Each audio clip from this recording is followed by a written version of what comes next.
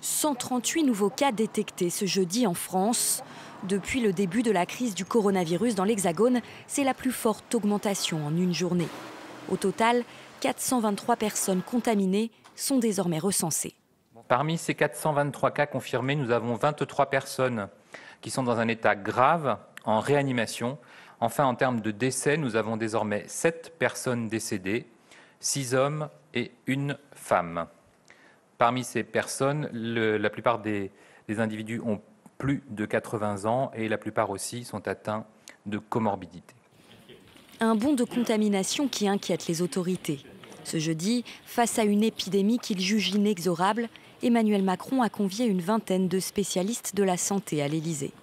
Objectif, ralentir la propagation de la maladie qui touche désormais les 13 régions métropolitaines ainsi que la Guadeloupe et la Guyane en Outre-mer.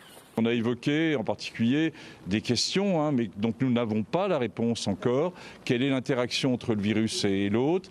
Qu'est-ce que veut dire un patient qui a guéri? Est-il protégé contre une nouvelle infection? Pour être clair, il faut qu'il y ait une recherche sur le vaccin qui se mette en place.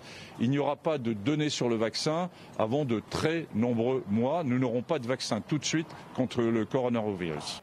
Pour l'instant, le plan de lutte contre le Covid-19 est toujours classé en stade 2. Les spécialistes estiment que le stade 3 sera atteint dans 2 semaines maximum.